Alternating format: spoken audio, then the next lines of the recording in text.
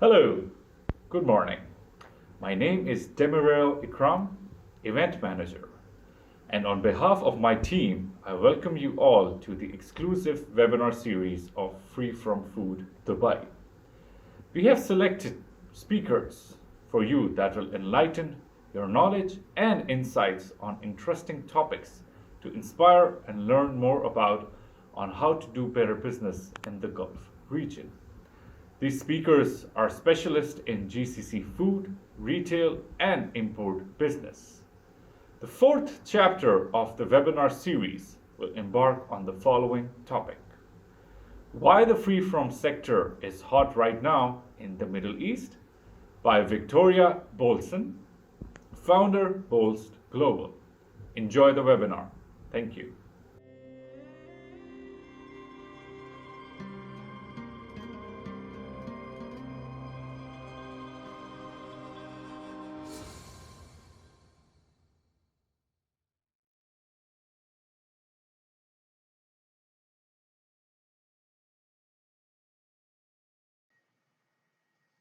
Hi there, it's Victoria from Bolst Global, and I'm here again back for another series of our Why the Free From sector is hot right now in the GCC. This is part of the Free From Events series of webinars that they are conducting on the run-up to their first ever Free From Events show, conference, matchmaking session, which will be taking place in Dubai this coming September. And here at Bolst Global, we are delighted to be working with them and supporting them with this event, a very first that they're bringing to the region within the Middle East. This is a region that we specialise in helping brands to enter that marketplace, navigate some of the complexities of dealing with the Middle East, as well as helping retailers and distributors out in the marketplace with product sourcing and some of their private label solutions also. So without further ado, I will go through the webinar that we're going to present today. Now, before we do, just a quick who we are. Bolst Global is an international trade consultancy and export solutions provider. So for those brands specifically within health and wellness, within the food and beverage, and supplement side of things, we specialise in helping with market entry and market access, navigating the landscapes, the complexities, and helping brands to be really successful in their strategic and proactive planning and market entry and penetration phases.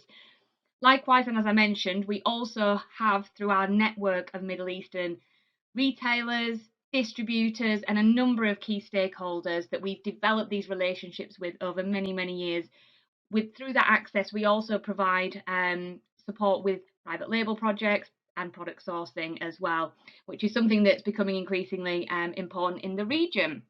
You can check out our website, bolstglobal.com. We've got lots of free resources for people to come on. We do lots of regular webinars, blogs, vlogs, etc., like this one, to really help companies to understand and basically prepare themselves as well as they can for entering the region. So today, what I want to focus on, obviously, last time we delivered this webinar, we put a focus on the United Arab Emirates, mainly because the event will obviously be taking place in Dubai itself, in one of the Emirates, but also because it is usually the starting point for most brands and businesses when they start looking and navigating the GCC, the Gulf Cooperative Council, or the wider Middle East. And it can work as a great starting point for brands. However, when you delve into the size of the market opportunities elsewhere in the region, it becomes very clear that Saudi Arabia, with everything that's happening in the marketplace at the moment, the rapid change that the country is going into, and just the sheer size of the population and the business that's available there, that this is definitely a marketplace that for anybody looking into the Gulf and the wider Middle East region, you cannot miss Saudi Arabia as a market to not look at, to enter, to understand, and to seek out opportunities. So today's webinar is focused on Saudi Arabia. It's an incredible marketplace. Bolst Global, we are doing lots of business there at the moment. We put a lot of focus on this marketplace, and we're seeing every time we're in the marketplace, every few weeks. In fact, I've just come back from a trip very recently, the changes in the market, the appetite, particularly within healthy products, as the more health conscious consumers are developing appetites for looking at alternatives, looking at new products, is certainly growing, and there's certainly opportunities to be had there for sure. So a bit of a lowdown in terms of the size of the market. Population wise, that's now exceeded over 35 million people. Interestingly, it's a very local population, so over 70% of that 35 million is largely comprised of Saudi nationals, which is something that you don't see across the rest of, say, the Gulf region, where it can be very much more expat driven and the local population are a minority. This is completely different. Equally as well, it's a very young population. So again, 70% of the population within Saudi Arabia is under 30, and the average age is just over 31 years old at the moment. Fertility rate, family is such a big part of Arab culture in general, but the current fertility rate, as per Euromonitor stats recently, is at 2.4 children. So again, the population is continuing to grow and increase in the marketplace, which obviously creates more opportunities in the future. And also within that, then, how you market your products in a local young population where family is very much a key part and the heart of it. Obviously, couples having children fairly young, but comparatively by other global standards, again, something to take into consideration. One of the things I think it's also important to talk about is the rapid change that is going on in the country right now. Vision 2030 is what the government is putting in place, and they've got some very, very key ambitious targets in a number of pillars and sectors that they're keen to see reductions happen, improvements happen, and that is definitely the case. So some of those key areas that I think is worth mentioning here in relation to the free from sector is obesity and diabetes is a huge issue within the country. So there's a lot of measures being put in place to try and get consumers to be more active, the population to be moving more, making healthier choices, understanding more about the products they're eating, the impact that has on their overall well-being as well. Another factor is something called Saudiization, something that's also recently been brought into the UAE, Emiratization. But basically here what this means is that within certain workforces, there has to be a certain percentage of local Saudis working within companies and in certain functions. So that's drawing the locals into the workplace in a way that they never have before. Equally, when you look at the female and the women side of things, that is, again, a huge change that's happening in enabling women to now be a key part of the workforce. There's targets in place by the government to have certain criteria of a percentage of women in the workforce, and that's expected to be up to 30% by 2030 as well. So again, another consideration to take into account, as well as obviously, a lot of people talk about the Gulf region being tax-free, tax havens, and depending on whether in what context we're talking, yes, there is some truth to that. However, VAT is currently 15% on consumer goods in Saudi Arabia. The rest of the region at the moment is currently either 0 or 5%. So that needs to be taken into consideration with value change, and also to just take into account that there is more price sensitivity with the average Saudi national, more so than people maybe believe or any preconceptions you may have. So price is a key factor here when you're looking at the opportunities in the marketplace, but it is a big marketplace, and as we'll see from some statistics on the next slide, within the free from category, the size and scale is certainly there to look at. So delving into that then, this was a slide that we put together last time with the UAE. So in some aspects, I've actually contrasted what the figures are looking like. So you can actually see the size of how much bigger Saudi Arabia is comparatively. I think that's important to highlight and understand. So within organic packaged food and drink, that is growing fast in Saudi Arabia, 15%. And that is due to then over the next period, this is Euromonitor stats within different categories, it will surpass 400 Saudi Riyal million by 2026. So that, if we convert into the US dollars, it's tipping at over 106 million US dollars. It's still quite small, but there is a growing appetite on organic traceability of products, natural products. But you can see also that is double the size of what the UAE statistics are with regards to that particular area of organic packaged food.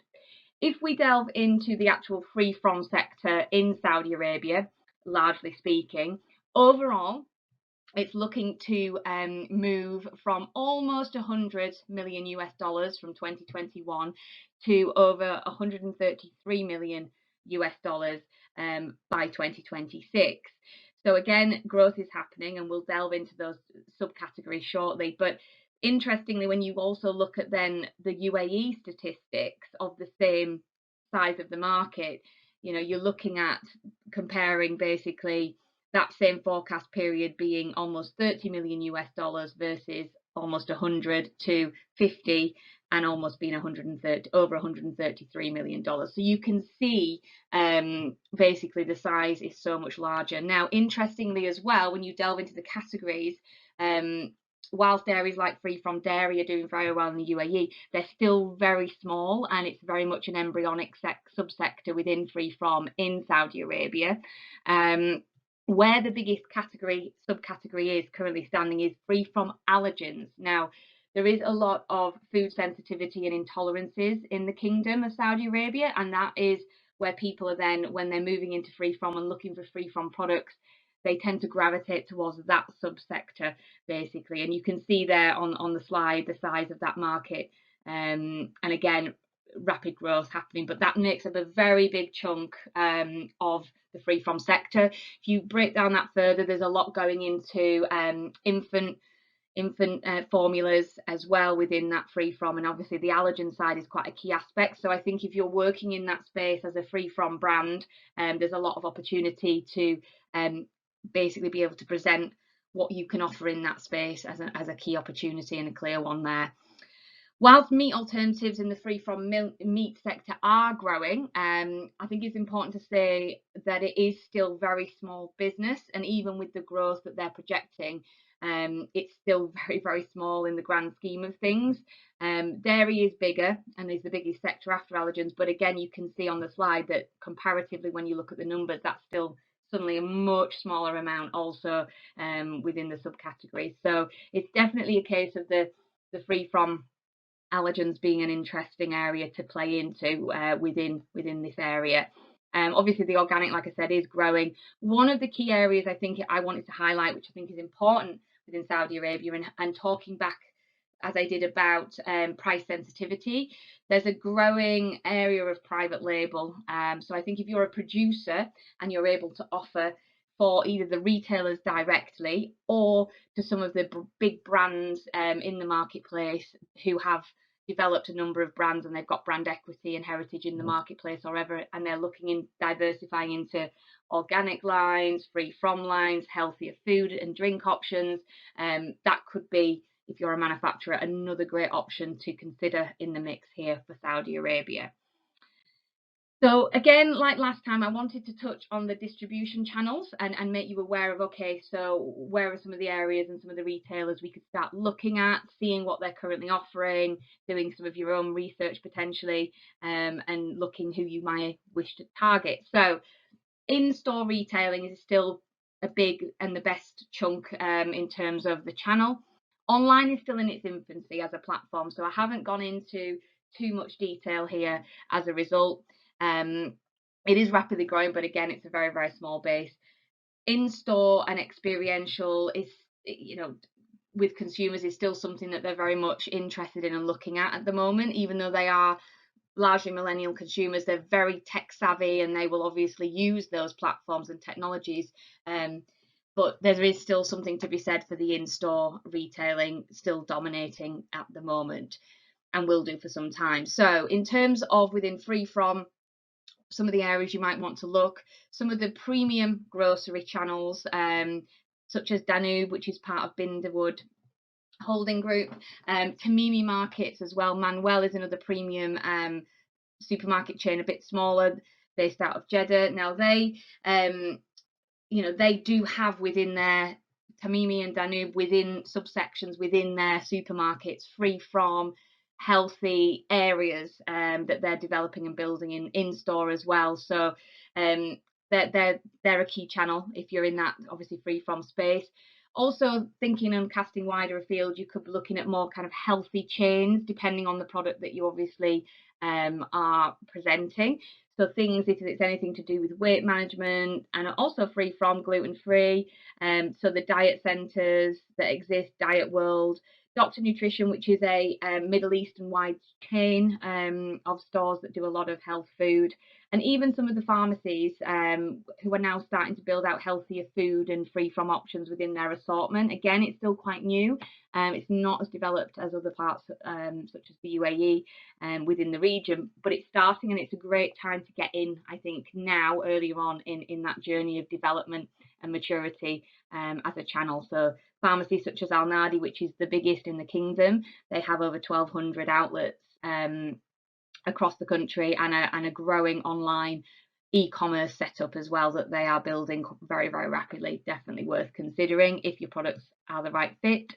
And as well, obviously, let's not forget that whilst you can go direct to retailers, there's obviously a lot of options from local distribution partners in the marketplace who are hungry for healthier options, innovative options for their customers who specialise in free from. As always, and is always the key one, finding the right partner is the make or break success story usually, and being able to find those right partners, and hopefully with events such as Free From, being able to meet people and go through matchmaking processes, exhibit and find people that might come to you at trade shows is another great way to find and start those relationships as well, particularly in this region where often it's difficult to find and source some of the key players or some of the key distributors that you may want to strike up relationships with and develop partnerships with. So again, just in terms of once you've got some opportunities and things are developing, just to kind of let you know some of the other important aspects of getting your products into the Saudi Arabian market. So your products need to be registered with their authorities, which is the SFDA, the Saudi Food and Drug Authority, largely speaking for all products within food, drink, supplements, etc. So they must be registered before they can enter the country and on their system. It's usually quite a straightforward process, but again, it needs to be usually a Saudi Arabian entity that does that for you, or you can use third-party compliance regulatory specialists who can obviously do the registration on your behalf. Often the partners that you're working with may be able to or wish to help support you with registration, and again, that's a decision at brand level if it's something you want to do. Labels is always a bit of a tricky one, and they must be dual language, Arabic and English.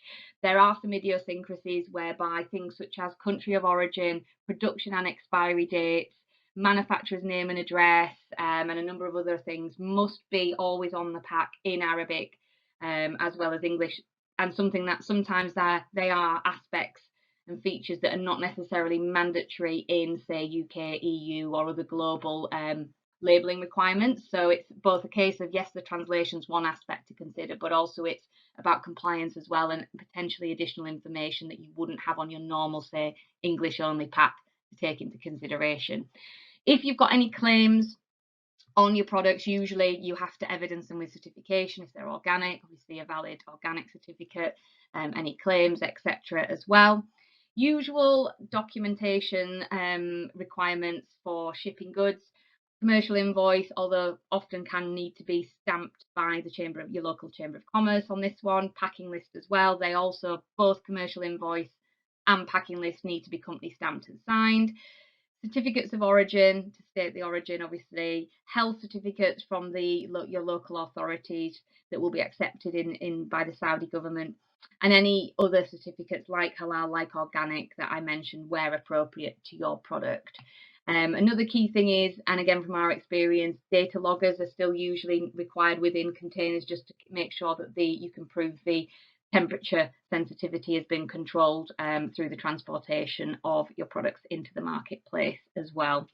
So it's the usual stuff, but again, I think it's important to be aware of this as part of the journey of looking to enter the market, and some of these considerations of what you're going to need and how you're going to need to get prepared as well. So thank you so much. That was a whistle-stop tour around the Saudi Arabia free from sector. There's so much more to go at. We do have a number of articles on the Saudi Arabian market on the on our website, so you can go on there onto our portfolio section, have a look, along with a number of other markets globally, as well as internationalization tips. I hope that's been useful for people that are maybe considering Saudi Arabia as a marketplace. I would say it is a fantastic place to do business. We're finding that with the clients and the projects that we're working on, there's a real appetite on healthier products coming into the marketplace. People that are hungry for that and really making things happen. So we're really excited about it. We know and can see the opportunities, and I hope you can do so too for your products.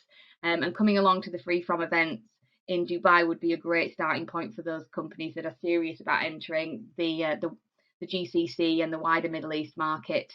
There will obviously be a number of parties from Saudi Arabia at the event, as well as obviously other markets too. So if you're considering free from within the Middle East, I guess my conclusion is you have to consider the size and opportunities within Saudi Arabia, and obviously how you're going to start entering that market, fact finding, meeting people, and the free from events in September would be a great starting point for those of you on that journey. So thank you very, very much for listening. Do connect with us and get in touch. We will be back continuing to support the free from events. We'll obviously be at the event in September. I'm really looking forward to meeting as many of you as possible. If you've got any queries or questions, do just drop me a line. Very happy to connect. Thank you for your time.